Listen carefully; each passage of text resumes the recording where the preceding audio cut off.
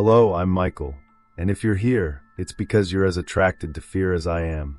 My name is Carlos, and even today I can't erase from my memory de ma mémoire l'expérience troublante que j'ai vécue dans le camp. Although I try to j'essaie de faire comprendre à mes parents le risque que je perçois, ils ne semblent pas comprendre la gravité de la situation. However, cependant, je suis conscient de ce que j'ai vu cette nuit-là et j'ai toujours peur que mes parents soient confrontés à la même menace. Depuis que je suis enfant, j'ai toujours eu une grande peur de la campagne la nuit.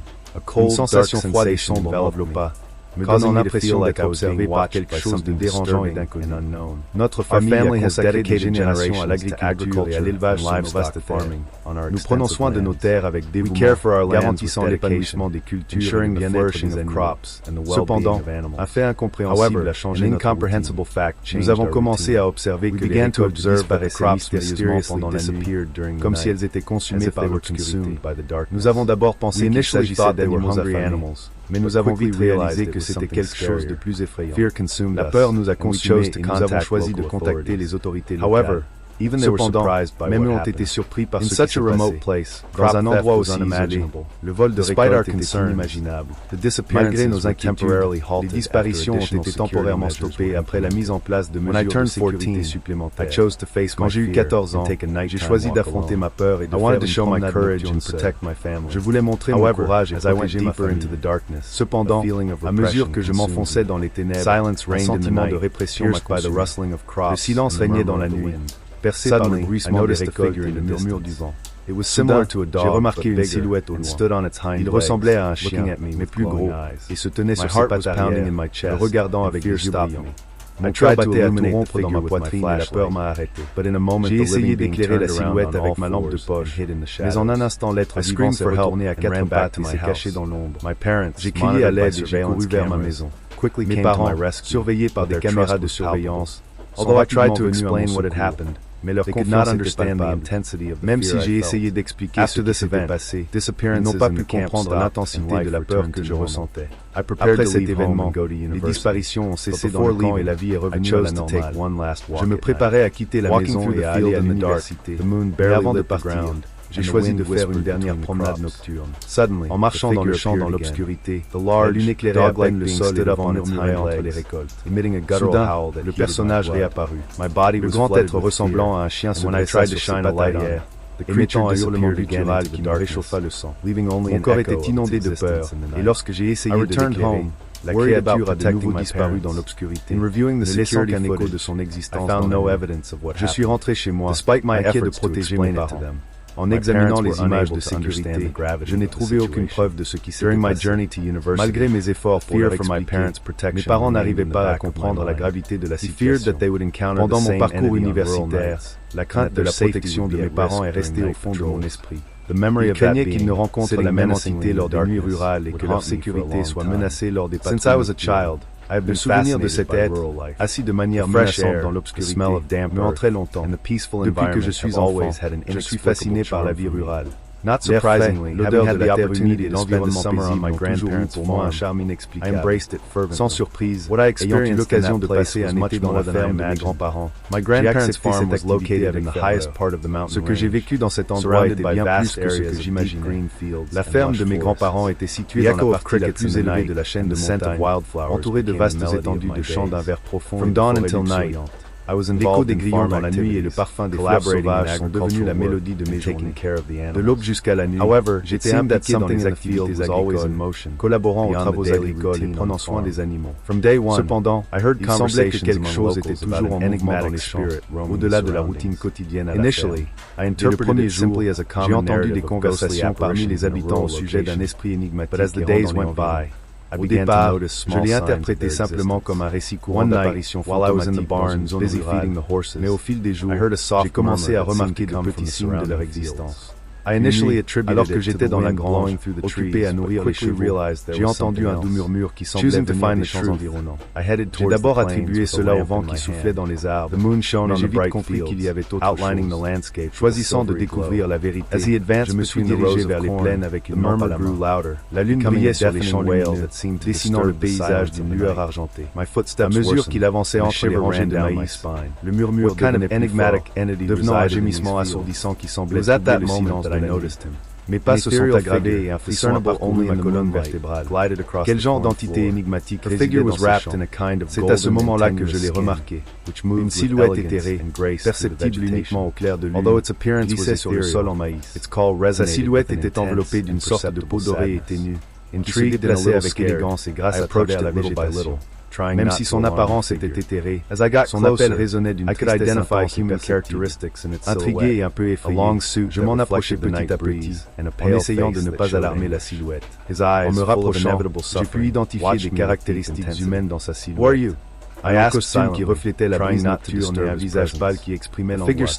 Ses yeux, pleins d'une souffrance inévitable, m'observaient avec une profonde intensité. Qui es-tu? Ai-je demandé silencieusement, essayant de ne pas déranger sa présence. La silhouette s'est arrêtée, pendant un instant, a semblé prendre mes paroles en considération. Puis, avec un soupir désolé, elle disparut peu à peu, laissant un doux écho qui se dissipa dans la nuit. Puis je suis arrivé à la ferme, surpris par ce que j'avais observé. Dans les jours qui ont suivi, j'ai exploré l'histoire de la région et découvert qu'il y a des décennies, une jeune fille avait tragiquement perdu la vie dans un accident dans les champs de maïs. Selon la légende locale, son esprit se déplaçait toujours parmi les plantations, déplorant son sort et cherchant la tranquillité dans l'au-delà. Après cette rencontre, ma présence dans la ferme de mes grands-parents s'est transformée. J'ai acquis le courage de respecter l'existence de l'incertitude et d'apprécier les histoires qui transcendent les générations. Si la silhouette éthérée et ses gémissements ont capturé mes rêves, ils m'ont également laissé une appréciation intense de la relation entre la vie et la mort, entre la terre et les esprits qui l'habitent. Il y a quelques années, lorsque j'étais enfant en Colombie, j'ai entendu des histoires troublantes sur des rencontres avec des gobelins dans les zones rurales. Les histoires ont été transmises d'une génération à l'autre, et même si beaucoup les considéraient comme de simples légendes, mon expérience personnelle m'a fait croire à la possibilité que ces êtres espiègles et maléfiques existaient réellement. Mon histoire commence par une agréable soirée d'été. Pendant les vacances scolaires, je me retrouvais avec mes amis dans la maison de ma grand-mère, entouré de vastes jardins verdants. La maison était située dans une zone rurale, loin de l'éclairage urbain, ce qui rendait les nuits sombres et énigmatiques. Cette nuit-là, ma curiosité et mon courage d'enfant m'ont amené à explorer au-delà du jardin et à plonger dans les champs voisins avec un groupe d'amis.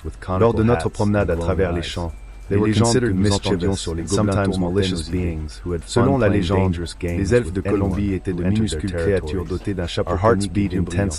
Ils étaient considérés comme des êtres espiègles et parfois malveillants qui s'amusaient à jouer à des jeux dangereux avec quiconque pénétrait sur leur territoire. Nos cœurs battent intensément dans l'obscurité de la nuit. Et chaque bruit inattendu nous fait ressentir une explosion de peur. Au fur et à mesure que nous avancions, nous avons commencé à entendre des petits rires et des murmures venant de loin. Ces bruits nous rendaient encore plus agités, et nous avons choisi de continuer à chercher des émotions. Soudain, un rayon de lumière éclaira le chemin devant nous. Nous sommes restés immobiles et avons regardé avec étonnement un petit être vêtu d'un chapeau pointu apparaître vers nous. Ses yeux brillaient comme deux étoiles dans l'obscurité. Il était charmant, cela ne faisait aucun doute. Le gobelin nous observa attentivement, et pendant un instant, le silence nous envahit. Puis, avec un rire énergique et malicieux, il se mit à tourner en rond autour de nous. Nous avons essayé de le suivre, mais il était extrêmement rapide et rapide. Il s'est moqué de nous, s'entraînant à se cacher dans le noir.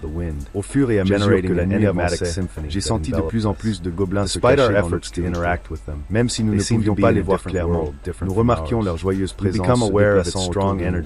Le murmure de leur rire se confondait avec le léger murmure du vent, générant une symphonie énigmatique qui nous enveloppait. Malgré nos efforts pour interagir avec eux, ils semblaient vivre dans un monde différent du nôtre. Nous prenons conscience de sa forte énergie et percevons sa présence constante dans l'obscurité de la nuit. Notre enthousiasme initial a commencé à se transformer en fatigue et en agitation. Nous avons réalisé que les elfes n'étaient pas seulement des entités folkloriques, mais des êtres vivants et énigmatiques. Nous ne savions pas s'ils étaient amicaux ou menaçants, ce qui nous inquiétait. Nous avons choisi de faire demi-tour et de retourner chez ma grand-mère, mais il semblait que les gobelins ne voulaient pas nous laisser partir. Ils ont continué à s'amuser et à jouer pendant que nous cherchions notre chemin du retour. Chaque fois que nous pensions nous être échappés, ils réapparaissaient, comme s'ils étaient déterminés à nous garder sous leur contrôle. Finalement, après ce qui nous a semblé une éternité, nous avons réussi à retrouver le chemin de la maison de ma grand-mère. Nous sommes entrés dans la tranquillité de sa maison, ressentant à la fois soulagement et peur. Nous avons réalisé que nous avions fait une véritable rencontre avec les énigmes. What I am sure of is that night nous ne savions pas si nous étions leurs jouets ou simplement les spectateurs de leur univers secret. Au fil des années, je me souviens de cette nuit avec clarté et Colombian Plains. Les rencontres avec les gobelins dans les champs colombiens sont devenues une expérience qu'il n'oubliera jamais. Même si je ne sais pas s'il s'agissait d'entités mythiques ou d'êtres réels, ce dont je suis sûr, c'est que cette nuit m'a fait croire à la magie et à la possibilité qu'il existe de secrets énigmatiques dans le monde que nous ne comprenons pas encore complètement. Les histoires d'elfes dans les plaines colombiennes ont continué à se répandre parmi les habitants, et chaque fois que je les entends, je ne peux m'empêcher de sourire et de me souvenir de mon expérience personnelle. Même si je n'explorerai plus jamais les champs à la recherche d'énigmes, je porterai toujours avec moi le sentiment de surprise et d'émerveillement que j'ai ressenti cette nuit-là, lorsque l'univers des légendes a traversé la réalité dans l'obscurité des champs colombiens. C'est par une nuit sombre et brumeuse au centre de la ville où j'ai grandi que j'ai vécu une expérience qui a définitivement transformé mon point de vue. Mateo, j'ai toujours été célèbre dans la ville pour ma ferveur excessive pour le plaisir et la fête. Je ne peux pas résister à une bonne fête et une délice nocturne. Ce soir-là, après une beuverie à la cantine locale, je me suis dirigé vers mon humble demeure, traversant la forêt dense qui entourait ma maison. Puis, dans la brume qui recouvrait les arbres, j'entendis un léger bruissement, comme si les feuilles se battaient.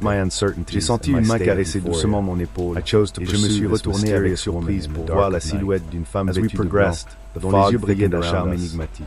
Sa présence semblait calmer mon esprit agité, et sa voix résonnait à mes oreilles. I took out a cigarette and tried to put it out. Vers le centre de la forêt, là où se trouvent les secrets des ancêtres. Malgré mes incertitudes et mon état d'euphorie, j'ai choisi de poursuivre cette mystérieuse femme dans la nuit noire. Au fur et à mesure que nous avancions, le brouillard s'épaississait autour de nous et la forêt semblait murmurer d'anciens secrets à chaque coin de rue. Sur un coup de nerf, j'ai sorti une cigarette et j'ai essayé de l'éteindre. Mais l'énigmatique femme m'a arrêté avec un regard sérieux et m'a murmuré « Ne t'arrête pas, Mateo. Ne change pas les lois de la nuit. Cependant, contrairement à ces déclarations, j'ai allumé la cigarette. À ce moment-là, quelque chose s'est transformé dans l'air. J'ai senti un fort froid traverser mon dos et ma conscience s'est évanouie dans l'obscurité. Je me suis réveillé au lit, avec des sueurs froides, avec la sensation constante d'avoir été sous l'emprise d'une force obscure et énigmatique. Depuis cette nuit, mon lien avec la vie nocturne a subi une transformation radicale. J'ai évité les boissons alcoolisées et les célébrations, devenant un fervent partisan des avertissements des habitants plus âgés sur les risques de se laisser tenter par les charmes de la nuit. L'histoire de cette femme énigmatique est devenue un souvenir permanent des frontières floues entre la réalité et l'ombre qui échappe à notre perception.